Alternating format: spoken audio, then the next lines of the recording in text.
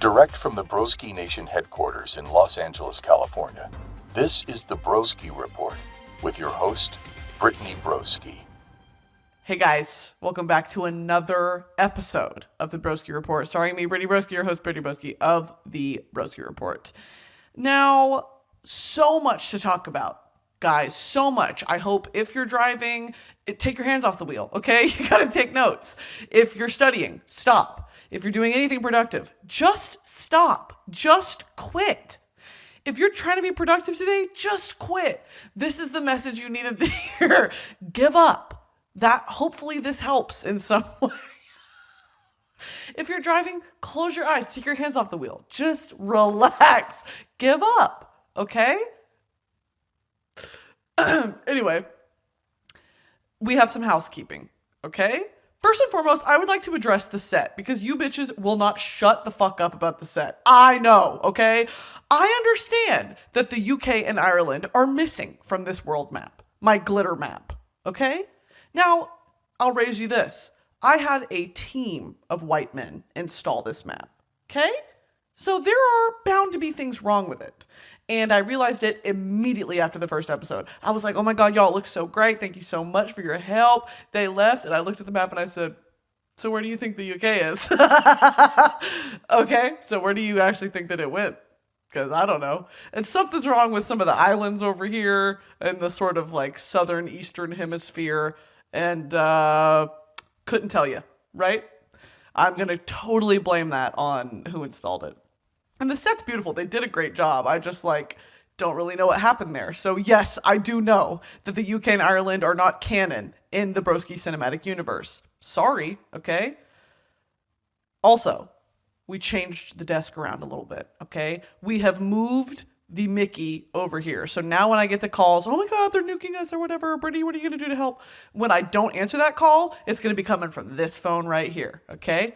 These also have the nuke codes on them. So they're going to be like, Supreme Leader Broski, what are you going to do when they bomb us? Are you going to bomb them back? Okay, I've got it all right here on this desk, but that's for me to know and you guys to find out. So keep that in mind. Mickey is now over here. I have also moved forward with the addition of this Whataburger wait table puck that I stole when I was in college because that's what you do. You make customer service workers in fast food, you make their lives hell, okay? Because that's a rite of passage, I guess. Because when you graduate college, most people will go work customer service. It's like a karma dharma cycle, okay? Maybe I don't know what dharma is. Dharma definition.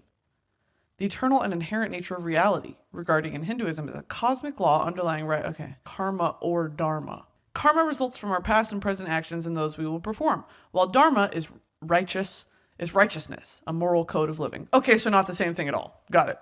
Yeah. I remember studying a lot of those quote unquote Eastern religions in my world history class in Wichita Falls, Texas, and being like, damn, this stuff's crazy. So where's Jesus? Okay, so you've got all the gods, and you've got the one with the elephant and the arms. Where's Jesus? Is he here? My fucking Christocentric, Judeo-centric worldview. I was like, okay, now when they were doing all this in India, where was God? Stupid. Okay, so was Jesus in the Ganges River? Or was that was he somewhere else? I was like, okay, so where? That's so fucking stupid. Anyway, fuck me. This is the worst part of this podcast. What the fuck was I talking about? Oh, I stole this from Whataburger. I stole this from Whataburger because that's a thing that Aggies do, I guess. I don't know. Don't ask me, dude. And I still have this from college. Over here, I have a Mandalorian Funko Pop. Because I'm a Funko Pop adult only when it comes to Star Wars stuff. I have a Kylo Ren Funko Pop that I should also pop right on over here next to my boy Mando so they can hang out. They can hang out and hold hands and listen to me talk. And listen to me over-sexualize all of the characters from Star Wars. Because that's what I do best. It's what I was put on this earth to do. Okay? Is to sexualize a man. I'll sexualize any man. Okay? Give me 30 minutes alone and I'm going to type up a fanfiction of any man. Okay? Now, all that's out of the way. I've also gotten rid of the green screen cast onto the globe and on Mickey because I'm what? A set designer. Also, something that you bitches don't know is that there's not an audio engineer in this room with me. There's not a tech guy. There's not an audience. This is me alone in this room, and I'm running tech. I start the cameras remotely. I start the audio recording. I'm doing the screen recording. I send all the files. I do everything, and then my editor gets it. And she's like, what did you do? And I'm like, I don't know. You left me alone, okay? I'm alone in here. For better or worse. Anyway, I do all this. I set up the lighting and whatever. Because what? Women can. Yes, women can. They said a white woman from Texas couldn't have a podcast. Guess what? Guess what? We're making history. I am the first white woman to ever have a podcast. And that is actually, you can put that in the history books, okay?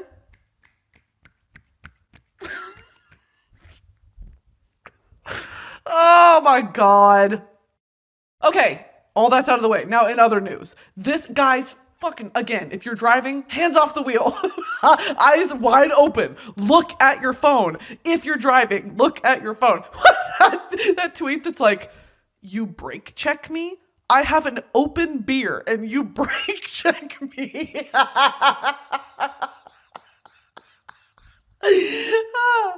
I'm watching Brittany Broski's The Broski Report while I'm driving and you brake check me and you rear end me. Anyway, I'm joking, by the way. Please don't fucking do that. Like, that's obviously a joke, you idiots. Okay, here's what I really wanted to talk about. My show is out. If some of you Broski Nation enthusiasts will remember, I went on the H3 podcast with Ethan. And I talked about how I have a show coming out. It's a medieval talk show, whatever. This was like 6 months ago. And everyone was like, oh my God. And then they forgot about it, right? But the true Broski Nation lore enthusiasts remembered. And when I posted a teaser last Tuesday, and when I posted the video teaser last Wednesday, people were like, this is her show. Yeah. And guess what? You get a gold star. You get a gold star. Because you what? Listen. Okay? 1, 2, 3 eyes on me. If you hear me clap twice. I don't know why I clapped. Let's do that again. What's the other one? Silent Llama. Do you remember this one? Silent Coyote. If you can hear me make a silent coyote. That's so dumb. Silent Coyote. And I would do it too. Oh, Silent Coyote. Oh, kids are so stupid. I'm stupid. If someone was talking to me and they were like, can everyone make a silent coyote? Show me you're listening. I'd be like, oh. I just farted. And I'm like over salivating. I just had a Rice Krispie treat before this and it makes my mouth like really salivate. Oh. Okay.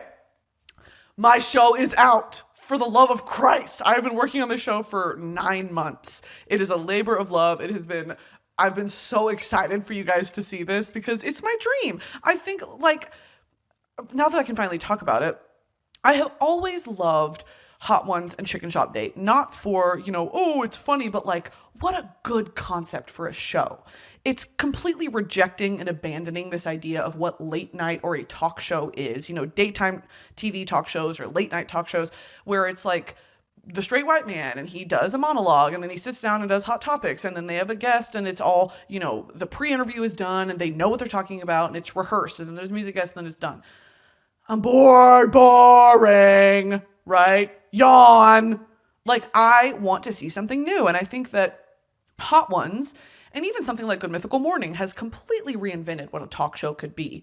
And I'm very inspired by that. And I think that some of the best, just wholesome viral clips come out of Chicken Shop Date and Hot Ones because you are getting your celebrity there, your celebrity guest, like, that's the core of them, right? Like, they're comfortable. Well, Hot Ones, they're not really comfortable. But Sean Evans creates this environment that's like, it feels like he knows you, right? And he really did his research and it's respectful and you're there with him. He's doing it with you. Like it's a very comfortable, although given the circumstances, not comfortable, whatever. I just think that's so smart. And I was like, I could do that. I think I could do that. But what's the fucking catch? Because I don't want to steal Chicken Shop Day. I don't want to, recreate Hot Ones just medieval. So like, what do we want to do? And I knew I wanted it to be medieval because I love medieval times. I love Game of Thrones. Dude, like one of my top 3 favorite things in the entire world is like a medieval fucking like dress up, cosplay, go to medieval times, eat a chicken with your hands. I love it. And medieval times, if you're listening, can you sponsor my birthday party? Can all of Broski Nation come? Can we have 55,000? Can we have 7 million seats in the arena? Please. Guys, can we work on it? Thank you so much. Let's get those parking tickets validated. But anyway, I had this idea and I was like, let's do it. And so me and Stanley, my fucking boy, we sat down and we wrote this show. And we worked with some incredibly talented comedic writers, Annabelle and Sabina Mechke, who I, girls, love. They are so fucking funny. It's that type of wit where it's like, I know I'm witty and funny, but I'm having a hard time keeping up with how fucking funny they are. Like, it's just a blast every time we're together. And so, to be challenged in that way, but also to create something so funny together was really, really fun. And so Orville was, of course, my target for the first guest because I love him. And he is a funny bitch. Like, Orville, he's always like, oh, sad cowboy. That bitch loves tea and he is hilarious. So, like, I'm over it. And so I was like, I want to show this side of him. And I'm sure that he probably wants to show that side of himself too, right? It's just people don't ask the right questions. So I wanted to have him on and provide that. And it was just fantastic. It was so much fun. And for the episodes going forward, it'll be one a month. So it'll be a monthly release. So it'll be very exciting. And I'm very excited to see, you know, where this show is in 3 months or 6 months or this time next year, like who we've gotten on and what it's become. And, you know, these funny little intro graphics and everything that we kind of just pulled together. It's like, do you know anyone who does? And it was just such a labor of love. And it's all my own. It's self-funded entirely. Like, I'm taking all my earnings from doing everything I do and I'm putting it back into, you know, more content for you guys. It's polished and it's elevated and it's professional, because I think you guys, I owe you that. You know, like, if I get to do this, the least I could do is make it polished, kind of, arguably. So yeah, that's what I've been doing, and it's been so fucking exciting, and it's just the joy of my life. So thanks for letting me do that. And if you have not watched it, pause this right now and go watch it now. Okay? Go. Run. And if you don't watch it now, there's no dinner, okay? You don't get dinner, you don't get dessert. And that honestly has nothing to do with the fact that it's like a punishment. It's just we ran out of food rations because we went over budget on Royal Court so much that we're in the red. So sorry guys, but no dinner for the next 2 to 3 weeks. All right? It's going to be bread and water. And guess what? The bread's moldy because it's old. Okay? So sorry about that, but I do love you guys. We'll also be selling war bonds. If you guys are interested in purchasing a war bond, we're at war. No one in particular, just we are at war always. All right? To be a woman is to fight. So, moving on. Today's episode of the Broski Report is sponsored by Dipsea. Whether you're lounging by the pool, soaking up the sun in your own backyard, or stuck in a long commute, Dipsea Stories is your passport to a world of sun-kissed adventures and unforgettable encounters this summer. Y'all know I love a fan fiction. You know I love a short story. Dipsea is an app full of hundreds of short, sexy audio stories designed by women for women. They bring scenarios to life with immersive soundscapes and realistic characters. Discover stories about second chance romances, adventurous vacation flings, or hot and heavy hookups. You can now listen to spicy audios by your favorite TikTok creators. They're attentive to your every need, prioritize your pleasure, and have voices that will make you melt. Radically inclusive, Dipsea has stories for straight and queer listeners, and 56% of stories are voice acted by people of color. New content is released every week, so in between listening to your favorite stories again and again, you can always find something new to explore. They also have soothing sleep stories, wellness sessions, and sexy written stories to read as well. Let Dipsea be your go-to place to spice up your me time, explore your fantasies, relax and unwind, or even heat things up with a partner.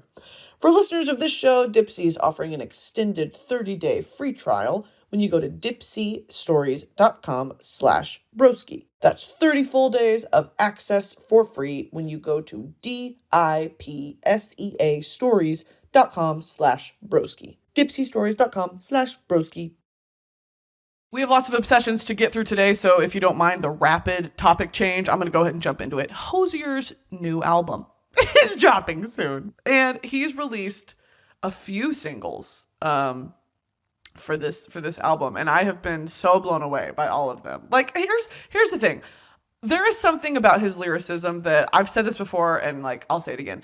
I have got to do an entire episode dedicated to his discography and his lyricism and his just like the pure, and I'm not joking, and I don't mean this in like a cringy way, poetry. He literally writes poetry and then puts it to music. And it's poetry that like you would have to annotate and analyze if you were taking like a literature class, a fucking contemporary Irish literature class. If he was not a musician, poetry books. And I mean like a modern day, I just love him so much, dude. And he's so underrated. And here's the thing is like, so much of the weight of the topics that he sings about and what he chooses to tackle kind of goes over a lot of people's heads, because so many people didn't even know that Take Me to Church is about a gay relationship, right? He had all these Midwestern white moms singing at the top of their lungs, Take Me to Church in the car. It's about a gay relationship and how the church disapproves. And like, we were born, what is it like? I was born sick, but I love it. Command me to be well. Amen. It's about gay relationships. Are you joking? Like, I just like, it's so, and it's such a breath of fucking fresh air to have a straight white man tackle these issues in arguably the correct way, whatever that means, the correct way.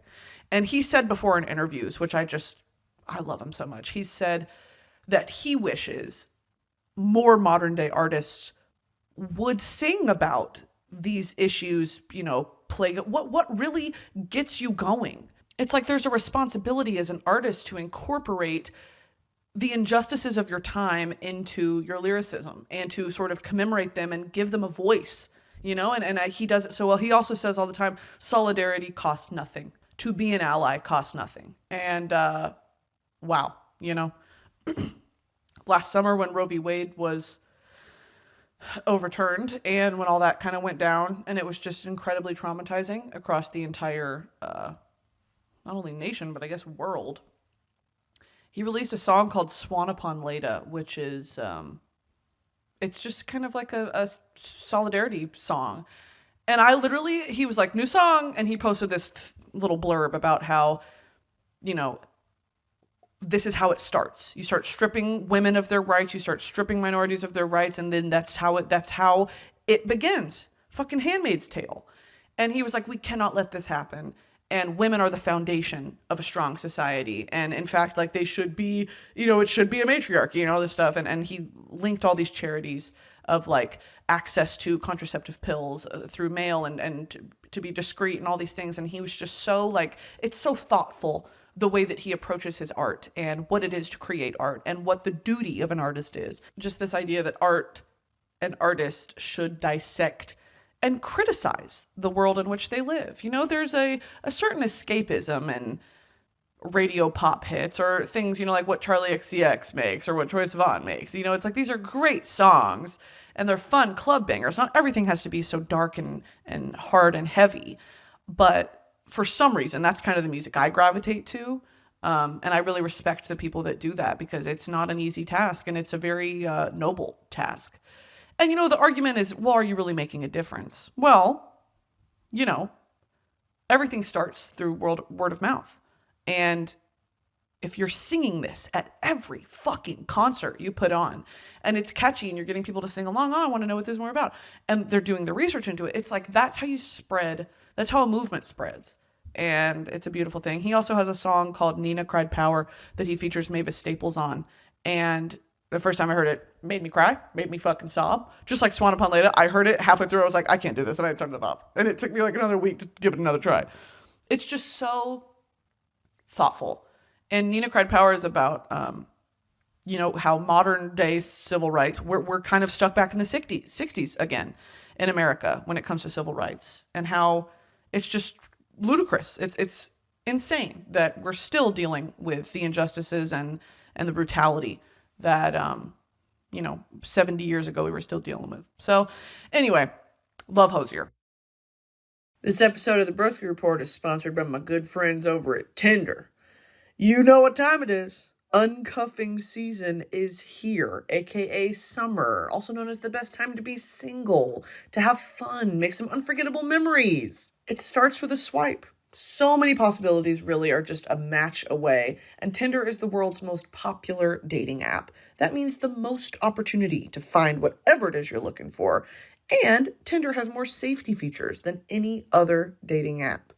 1.5 million Tinder users go on an in-real-life date every week, and Tinder just released relationship goals, which is a new status for your profile that shows others what type of connections you're looking for. That's one of just many features that Tinder has released to make sure you're comfy on the app. There is success to be found on Tinder. It starts with a swipe. Go download Tinder today and explore all the possibilities for yourself. Next up, I want to talk about that fucking age filter on TikTok. Have y'all seen what I'm talking about? Here's something that I made that went viral because you fucking bitches made it go viral, and it's not funny and it's stupid. It's humiliating. And I'm wearing the same fucking outfit. It freaks me out. Okay? And I said in one of the TikToks I posted, I said, this filter isn't, because everyone's like, oh my God, me and my boyfriend are going to be such cute grandparents. I look like the grandma from The Visit. I look like I'm going to shove you in my oven and then stare at the wall and have wasps fly out of my mouth. And then wasps, and everyone runs away screaming. Everyone's like, I can't wait to be a nana. I look like I'm going to kill someone. I look like I've been possessed. My body is a vessel for the devil. It's that scary old white woman stare.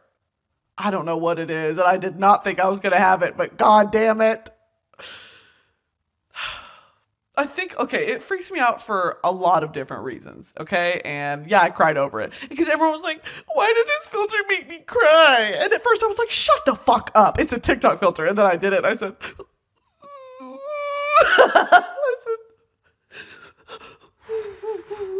and here, it's 3 reasons that I've kind of written down, okay? Number 1, I don't want to be old, right? It's this constant, like, very, very Pavlovian response of the patriarchy that has bred us to fear aging. Aging and time is a woman's number 1 worst enemy. And that is such a patriarchy inspired and influenced idea because inherently it is not true. Why do men get to become silver foxes? Why do men get to become hot? He aged like fine wine. You know what they say that about women too? Like the context they say that about women is if they still look young when they're 55, when they're 60. She aged like fine.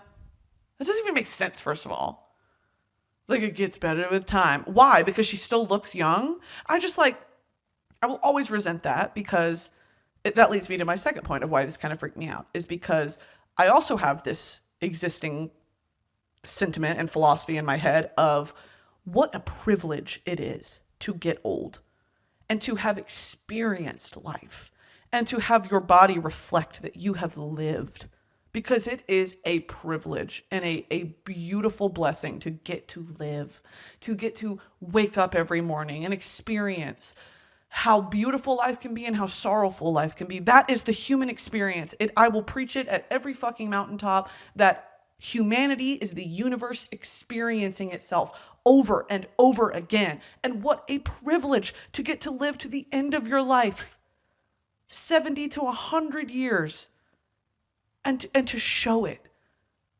Like to have wrinkles where the smiles have been. You know, and to have skin that is sun-speckled and whatever. And I know that it's not considered beautiful, but fuck me, you lived. You know, and to have that philosophy kind of taken from us as women, because first and foremost, we owe the world beauty, right? If you're not beautiful, what are you? To have that be put in place of, you know, smile lines like crow's feet. I think crow's feet are the cutest thing ever. And to get rid of crow's feet, you know, to preserve youth. How is youth more important than, you know, the beautiful weight of life. It just makes me so sad. And so I cried over that too. You know, I'm excited to get old with my friends. I'm excited to see my friends age the same way that I'm aging. Like, what a beautiful, I could cry about it right now.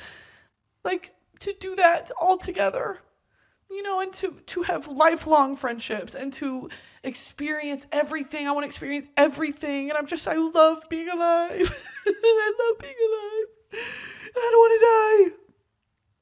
That's part of it too. I don't want to fucking die. Oh my God. Hey. So why do I keep fucking crying on this podcast? Why the fuck, guys? What's up with that, do you think? Need to fucking relax on that. I'm excited to get old with my friends, okay?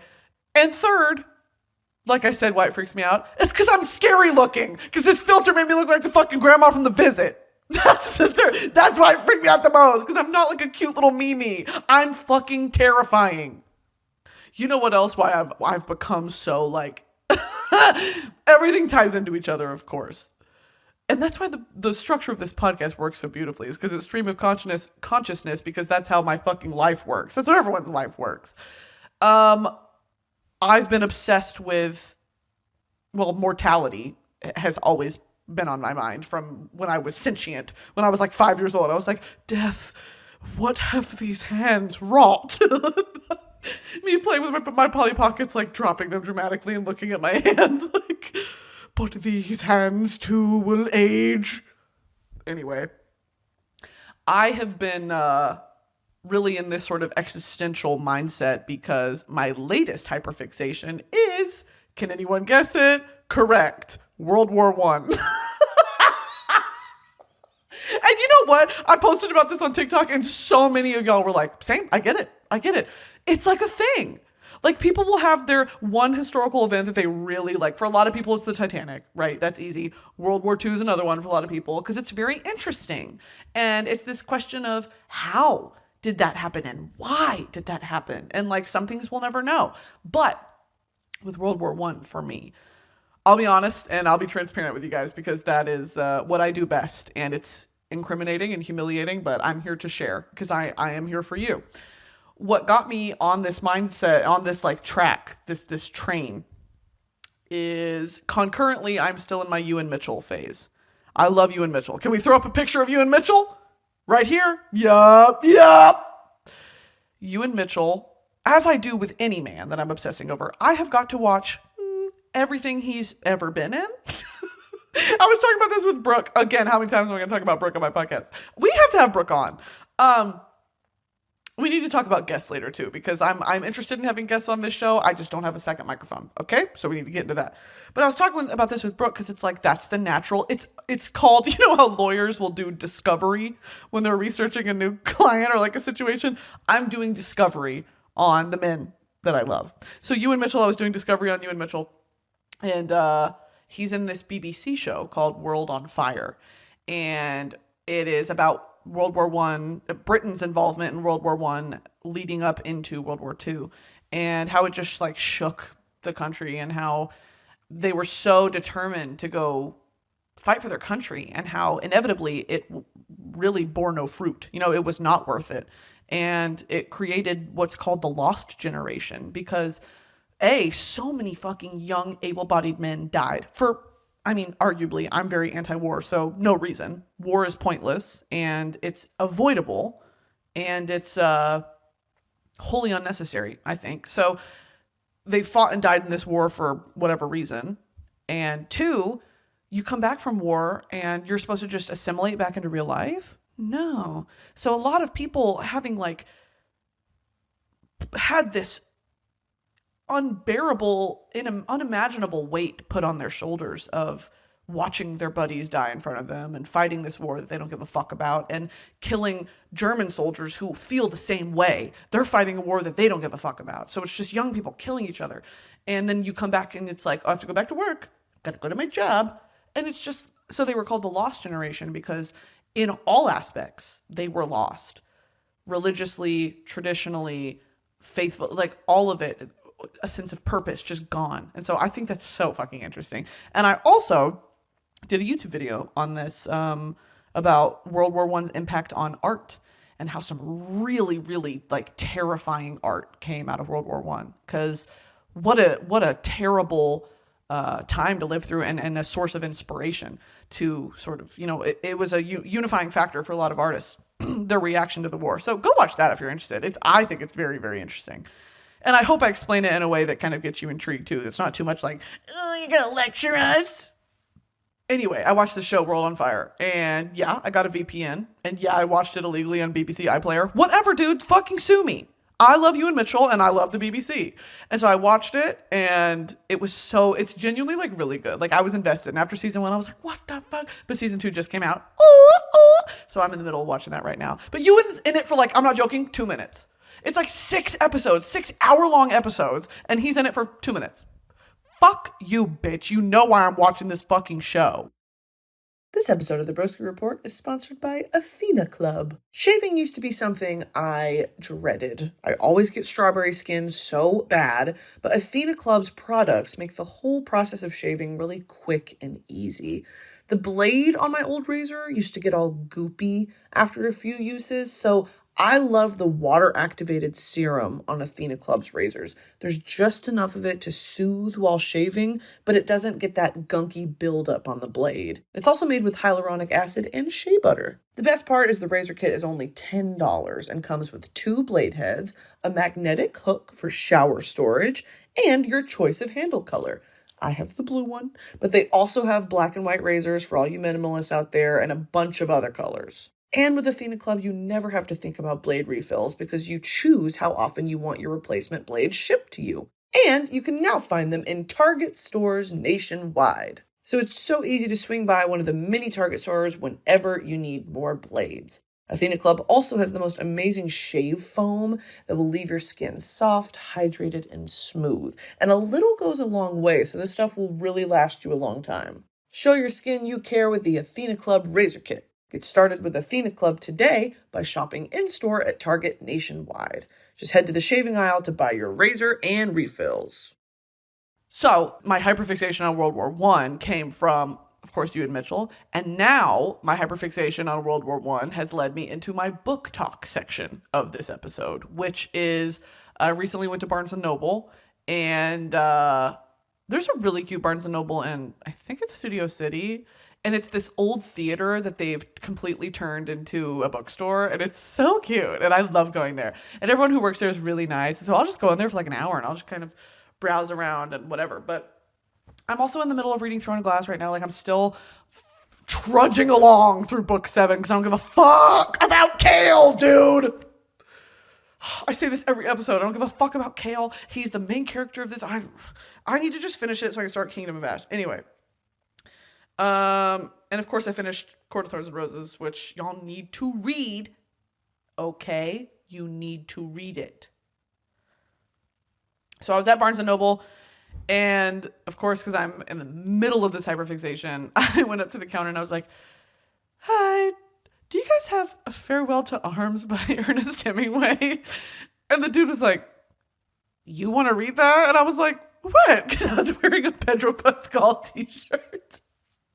And a jean skirt, and I had like my eyelashes on. I was like, do you have Farewell to Arms? And he was like, yes. And I was like, can you bring me to it? He's like, yeah. And so he brought me to it. He was like, anything else? I was like, yeah, I'm also looking for Heart of Darkness by Joseph Conrad. He was like, are you doing a project? I was like, nope, just pleasure reading. He was like, okay. So he brought me over to that because Heart of Darkness is like a very, it's about Western colonialism and imperialism and how it affected both the colonies and the colonizers and how it's just a fucking terrible situation. And you know, it's a very critical view of Western colonization. And he was just kind of like very intrigued by what I was doing there, which it's funny, but it's also like, girl, fuck you. What do you mean I don't look like an intellectual? You're going to look at me right now and tell me to look like an intellectual? Like I'm not an academic? I'll have you know, I read Twilight when I was in the 5th grade. Fluent. Fluent in English in the 5th grade. I put that on my resume. Fluent in both English and sarcasm. My cousins had t-shirts that said that. Those t-shirts and fucking normal people scare me. Hot Topic made so many millions of dollars off of those t-shirts. Okay, anyway. Farewell to Arms. I'm about to start it because fuck this fucking Throne of Glass book. I don't care about it. I don't care about Tower of Dawn. I'm going to have to power through it. Like, I'm going to have to, like, have 17 espressos and sit down and just power through Tower of Dawn. I'm going to start Farewell to Arms, which is really about the grim reality of war. And this book was actually banned in Italy around the time of its publication because it was too accurate of a description, of a depiction of war. And that was not the message that the Italian government wanted to send to its people. So they banned this book, which, you know, censorship always ends well. Censorship is the way to go. That's why I'm gonna start the International Broski Nation's Committee on Censorship, and we're just gonna censor anything that I don't agree with. So it's starting now, okay? And the things I don't agree with are, namely, obviously, homophobia, racism, sexism, misogyny, whatever, all those, obviously. Any texts or works or video art pieces dedicated or inspired by those topics are banned. Additionally, we're going to be banning Bryce Hall videos. We're going to be banning, I'm sorry, but Mr. Beast videos. All right? I don't know. Mr. Beast, you got to prove yourself. I don't know what the fuck you're doing over there, but I don't trust it. We're banning David Dobrik videos. Sorry, I don't make the rules. And we're banning any other content like that that's just like, I don't know. It's kind of a toss-up. It's gone. Censored. And for Throne of Glass, back to it, because, of course, we need to talk about it still. I don't want to spoil it for you guys. Will you let me know in the comments if you guys want me to, how you want me to do book talk? Because I do want to talk about it, but I don't want to ruin it for people. And I feel like I've been kind of writing that line the last few times I've talked about Throne of Glass of like, I want to explain what part I'm at and some of the characters, but I don't want to give away the plot. But sometimes you have to because new characters are introduced and it's like, what the fuck? So let me know how you want me to go about that. But Empire of Storms, which is the one right before it, is such a good book. And I'm also afraid that if I read Tower of Dawn, it's going to be very underwhelming. And I'm not going to want to finish the series, but I have to finish the series because the fucking cliffhanger at the end of book 5 is like so annoying. I just got bored of what I was talking about. I just did that thing again where I was like talking and I was like, they don't give a fuck. I don't give a fuck. I'm not going to finish the sentence. Getting insecure. I don't care. Yeah, so Throne of Glass I don't give a fuck. Anyway. Oh, and another thing, because I'm not done talking about it. When I was at the bookstore, I bought the physical copy of Empire of Storms so I can go back and do the tandem read. Because apparently you're supposed to read 1 chapter here, 3 chapters there, 2 chapters in this one, 2 chapters in whatever. And so on my Kindle from 1991, you can't do that. Because it takes it 3 seconds to turn the page. It's so old. But I refuse to get a new one. Because I like this one. It's just old.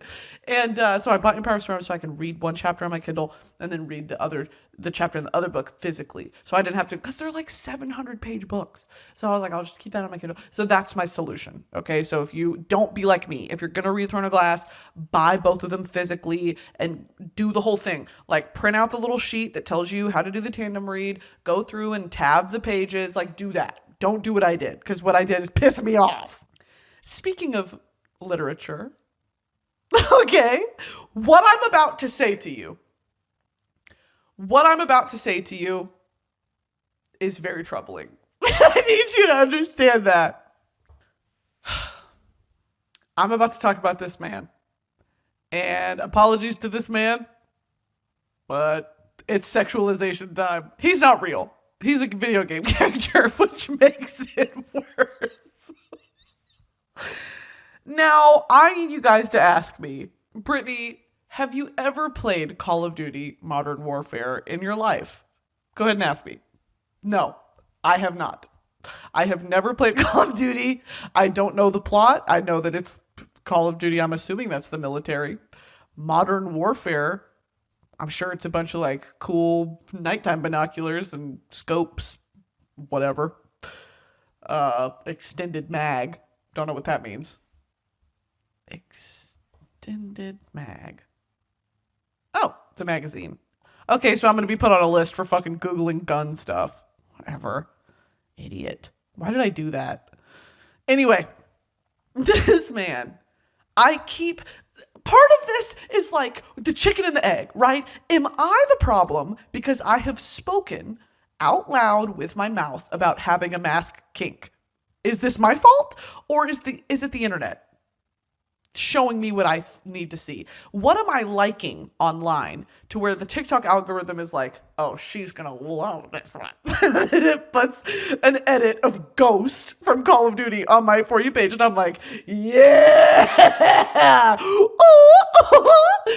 I'm literally like, eating it up like it's fucking soup, slurping it and squelching it down my throat.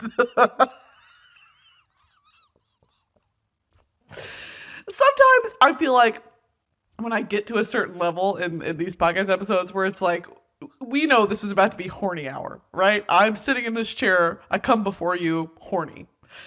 I think it would be so funny if just a red sniper bullet or a red sniper dot just came like right here and just like leveled on me. And it was kind of like, you need to relax. Like, let's move on. But again, like I said, it's just me in this room, babe. It's just me, myself, and I. Me, myself, and I. It's all I got in the end. Me, myself, and my man. Thank you to my man. Thank you to my man. A ghost fuck up!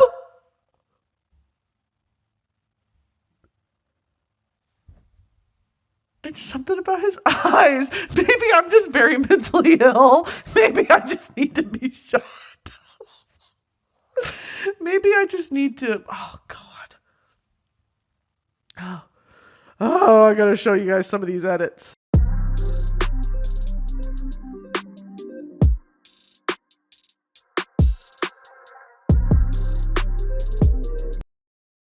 Like, what are we talking about? I think it's...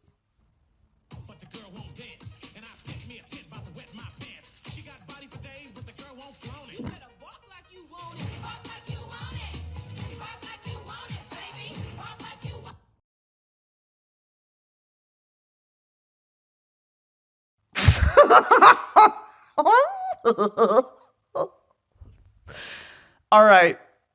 Laura, can we add in some paparazzi sounds and some camera flashes? All right, I will be taking one question at this time. Please limit it to one question. I am not taking many questions this time. Yes, you in the red.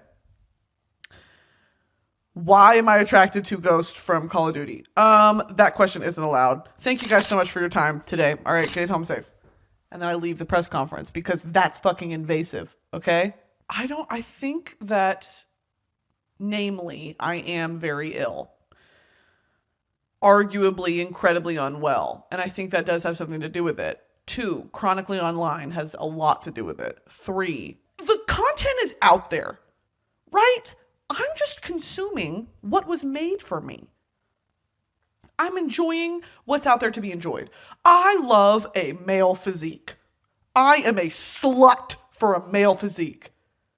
I am a slut for a man in a uniform. When he's got the fucking, he's got the vest on, and you know how men's legs, I just farted.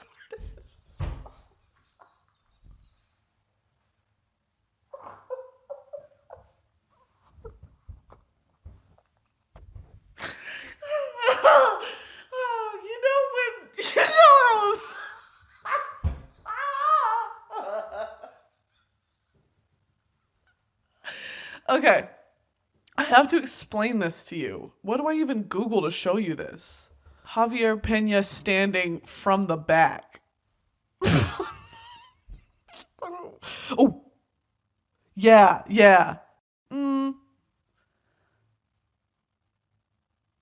Yeah, okay, this is good. Because Pedro Pascal's got them slutty little legs and that slutty little waist and hips. And so when a man stands like that, where they kind of like pop their knee out and they rest their hands like right here, and their legs are just muscly enough, like all the way down, but they've got that tiny little waist.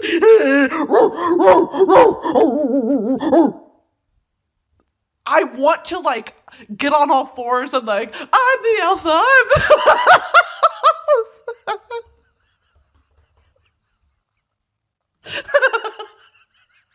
Trust. Together we do whatever it takes. We're in this back.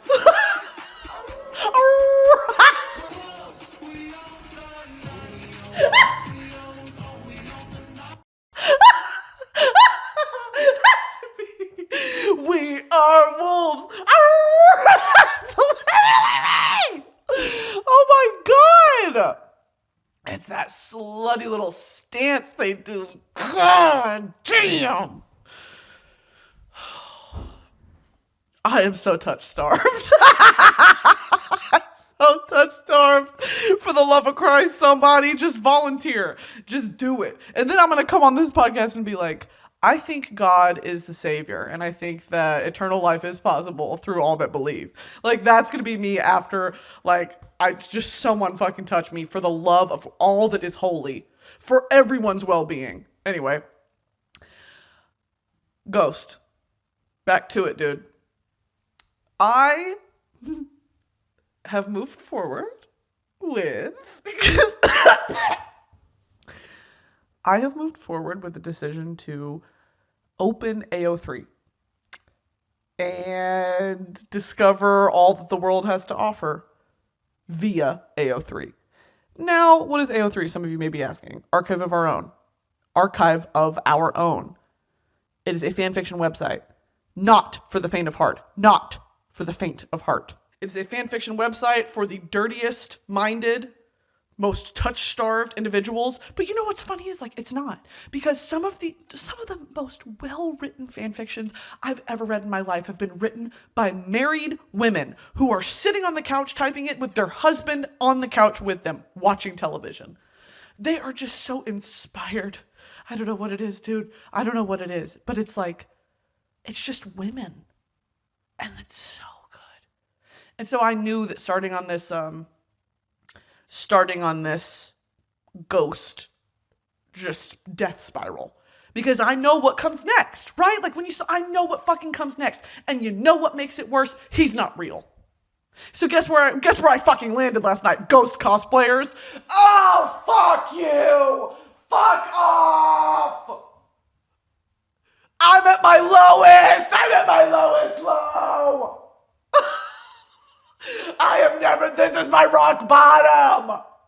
Ghost cosplayers! I just farted again. Ghost cosplayers!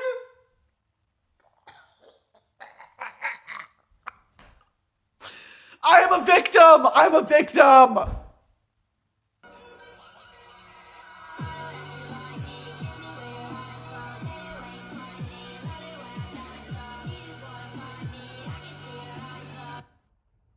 I'm like really embarrassed.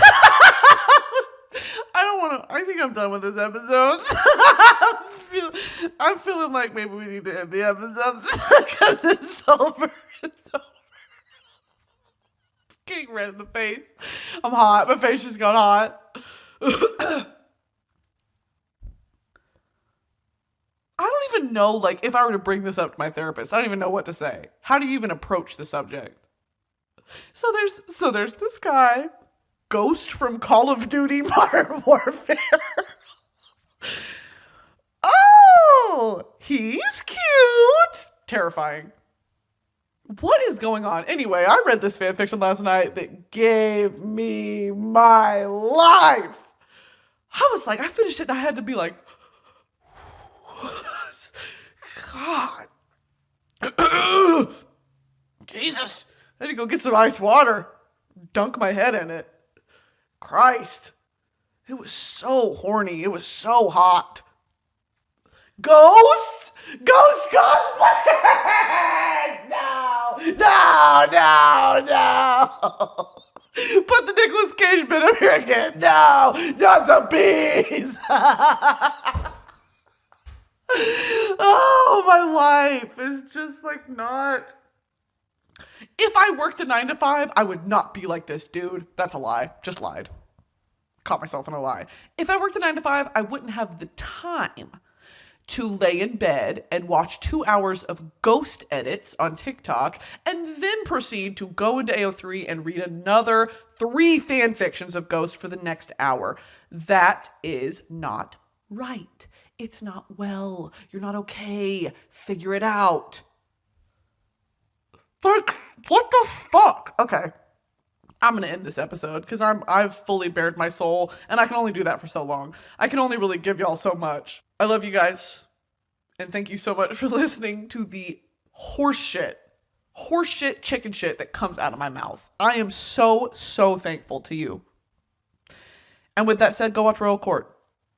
And go catch up on old podcast episodes if you haven't, because they're on YouTube. We're on YouTube, team. And love you guys. And we'll see you next week. And I'm sorry.